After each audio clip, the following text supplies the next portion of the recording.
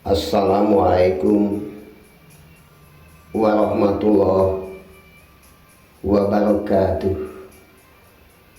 Dengan nama Allah yang Maha Pemurah lagi Maha Penyayang.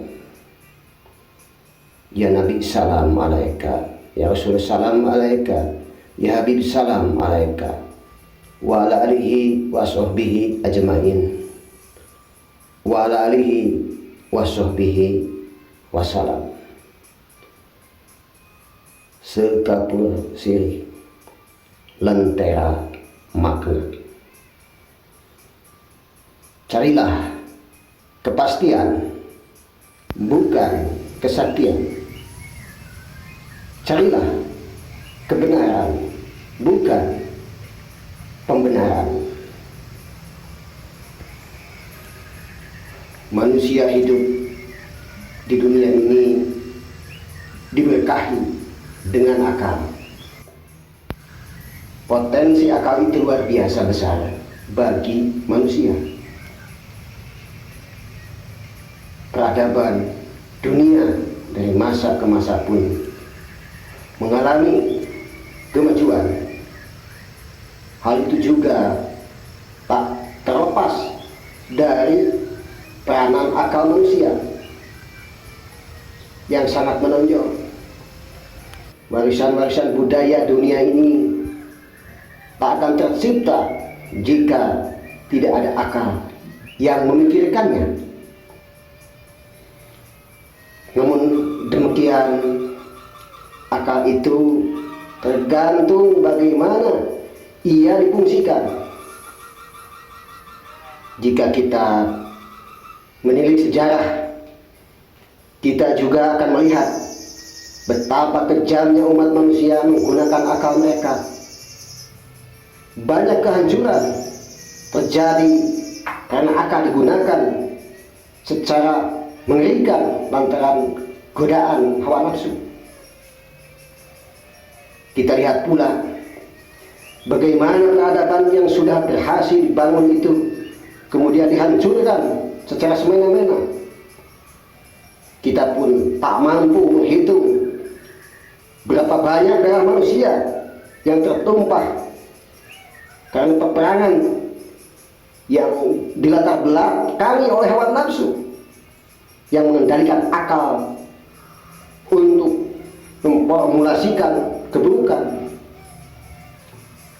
Oleh karena itu, akal tidak boleh dibiarkan begitu saja tanpa kendali.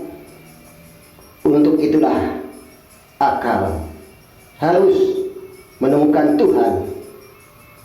Tuhan akan membimbing akal agar manusia berlaku sebagaimana fitrahnya, yakni menjadi khalifah di muka bumi ini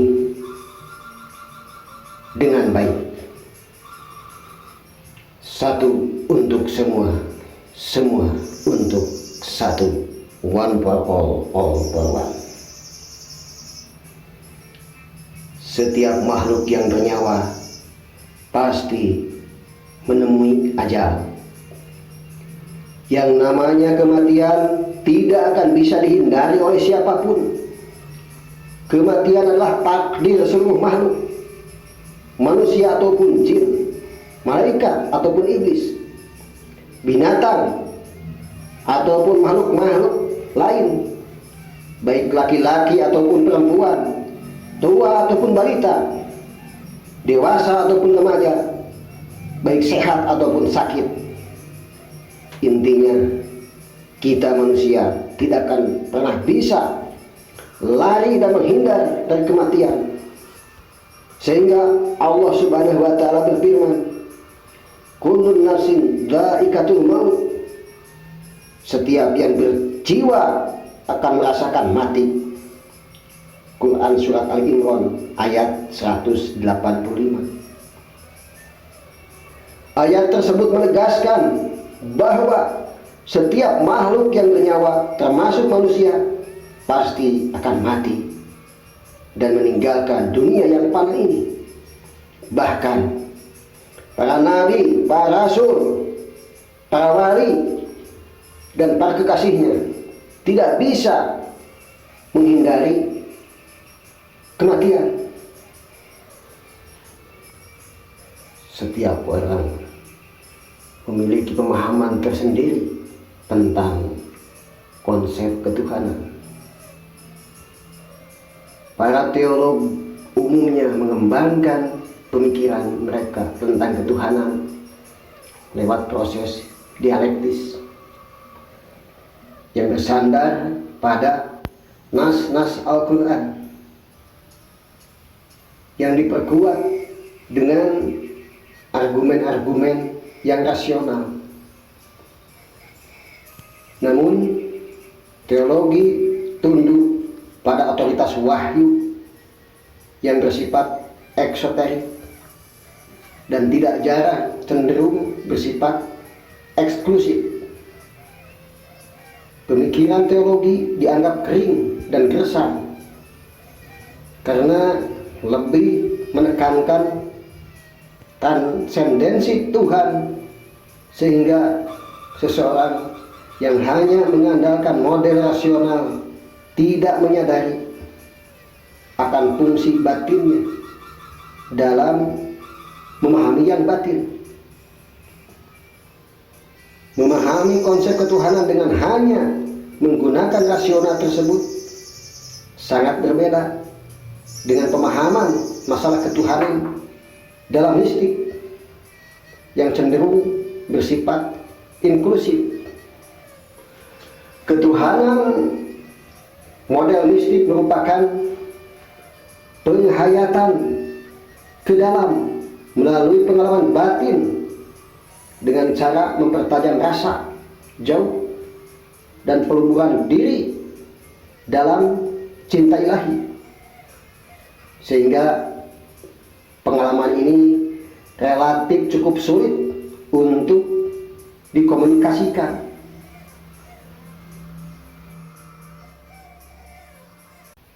Inilah makna pemahaman tentang konsep Tuhan yang dilalui dengan pengalaman batin, yaitu meleburkan diri dengan Dia yang menciptakan diri. Dalam Islam, ungkapan mistik diidentikan dengan tasawuf.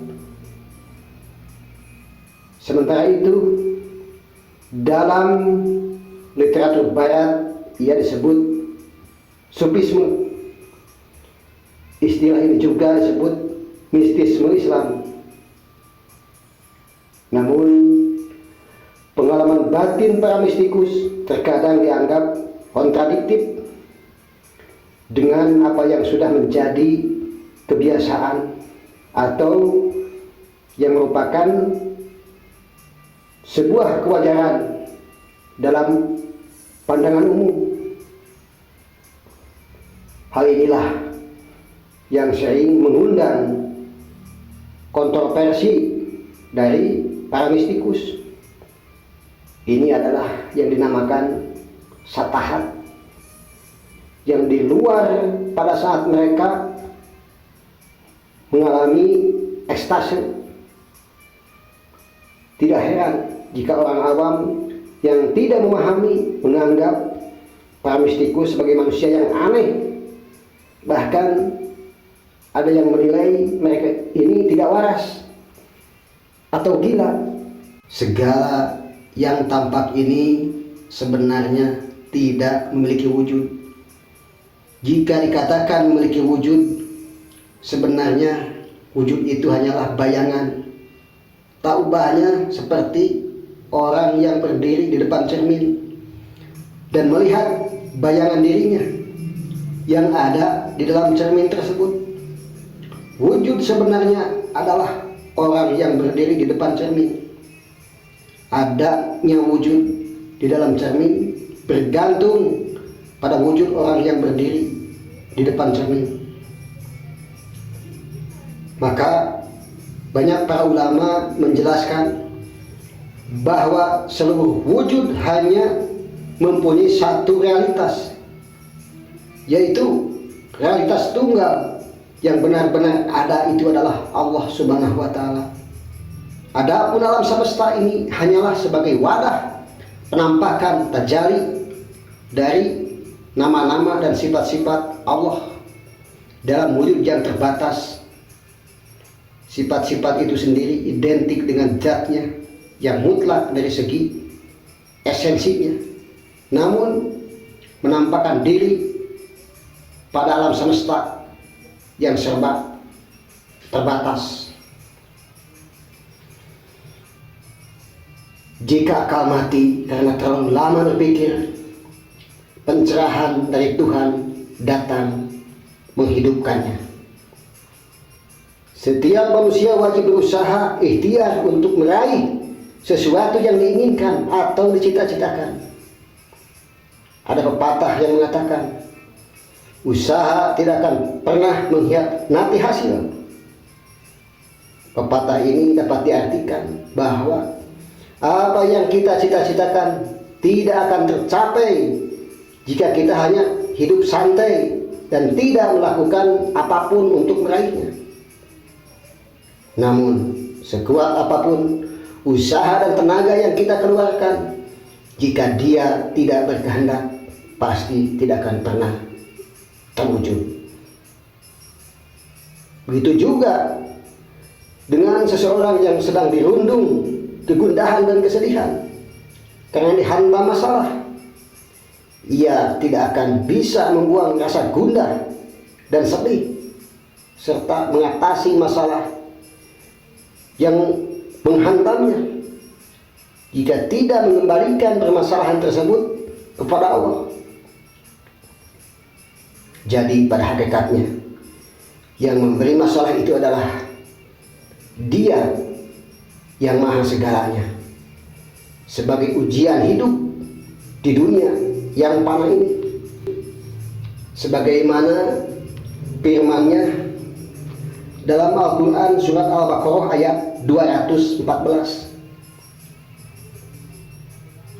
yang artinya, apakah kalian mengira bahwa kalian akan masuk surga padahal belum datang kepada kalian ujian sebagaimana orang-orang terdahulu sebelum kalian? Mereka ditimpa oleh malapetaka dan kesengsaraan serta diguncangkan dengan bermacam-macam cobaan, sehingga berkatalah Rasul dan orang-orang yang beriman bersamanya, bilakah datang pertolongan Allah? Ingatlah, sesungguhnya pertolongan Allah itu amat dekat. Kalau kita cermati, ayat tersebut menegaskan bahwa setiap manusia memang diberi ujian oleh Allah, dan seorang hamba tidak akan pernah bisa menyelesaikan permasalahan yang melilit dirinya itu tanpa kehendaknya. Yang mampu menerangi hati seorang hamba yang sedang diselimuti awan tebal kegundahan dan kesedihan, inilah yang dilakukan oleh para nabi dan para rasul, para wali dan para kekasihnya yang lain. Nabi Ayub alaihissalam misalnya tidak pernah mengeluh ketika dirinya dihantam penyakit. Dia tetap beribadah dan memasrahkan segala penyakit yang dideritanya kepada Sang Pencipta. Begitu pula dengan Rabi'ah Al-Adawiyah radhiyallahu anha, seorang sufi perempuan yang terkenal sebagai petak dasar madhab cinta yang tidak pernah risau saat menghadapi cobaan. Bagi Rabi'ah segala kehidupannya adalah kehendak Allah.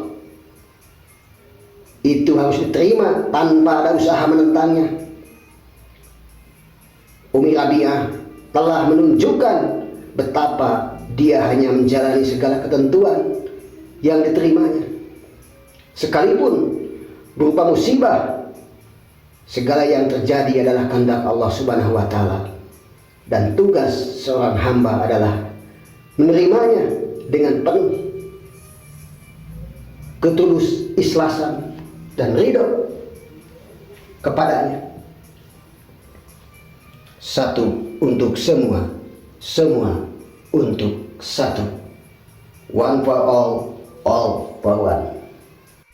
Nusantara baru, Indonesia maju, Bhinneka Tunggal Ika. Akhirul kalam. Wassalamualaikum warahmatullahi wabarakatuh.